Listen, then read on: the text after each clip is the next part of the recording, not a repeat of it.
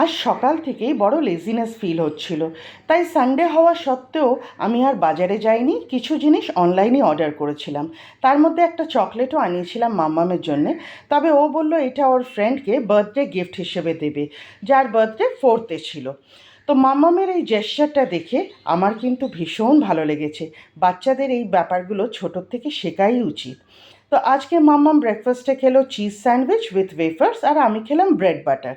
তখনই আমার কানের পাশে এসে বলল, মাম্মা আজ আমাদের ভ্যাকেশনের last day, so we must celebrate. তুমি আমাকে আমার পছন্দের কিছু খাওয়াবে, আজকে হোল ডে। তবে ভাত রুটি কিন্তু হবে না তার মধ্যে, কারণ সেটা তো ওর পছন্দের লিস্টের মধ্যে আসে না। তো আমিও ভাবলাম তাহলে আজকে ওর জন্য একটু বাটার গার্লিক চিকেন করি আর এগ নুডলস করে দিই। জানি চিকেন কিউবস দিয়ে এই চিকেন রেসিপিটা তৈরি হয়, তবে আমার বাড়িতে চিকেন কারি কাট পিসেস ছিল, আমি সেটা দিয়েই করছি। দেখো, খাওয়া দাওয়াটা প্রত্যেক মানুষের নিজস্ব পছন্দ, সুবিধে এবং নিজের পরিবারের পছন্দ হিসেবেই হয়। দ্যাট ইজ ওয়াই সবার বাড়ির রান্নাই ইজ ইউনিক।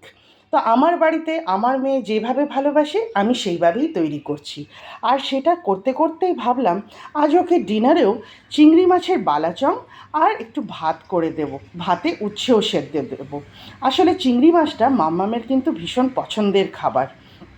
কালকের থেকে আবার স্কুল খুলছে, একটা অন্য রুটিন, একটা অন্য শিডিউল।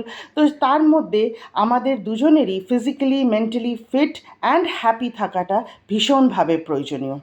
তো খাওয়া দাওয়া আমরা দুপুরেরটা ফিনিশ করে একটু রেস্ট করছিলামই, তখন দেখলাম বাইরে একেবারে আকাশ ভেঙে আসছে, হুড়মুড় করে বৃষ্টি এবং বজ্রপাত সব কিছুই একসাথে। একদিকে তো একটু ভালো হলো যে গরমের হাত থেকে একটু হলেও রেহাই পেলাম, তবে আরেকদিকে আরেকটা চিন্তা মাথায় ঘিরে বসলো যে এই বৃষ্টির মধ্যে বাচ্চাগুলো স্কুল যাবে, আবার ব্যাগ বই খাতা জুতো মোজা সব ভেজাবে, শরীরও খারাপ করবে। তাই জন্যেই মানুষের চিন্তার কিন্তু কোনো সময়ই শেষ নেই, চাহিদারও শেষ নেই, কমপ্লেন্টেরও শেষ নেই। তবে একটা জিনিস কি জানো, আমরা যারা মানুষ সব পরিস্থিতিতেই মানিয়ে নেওয়ার ক্ষমতাটা রাখি।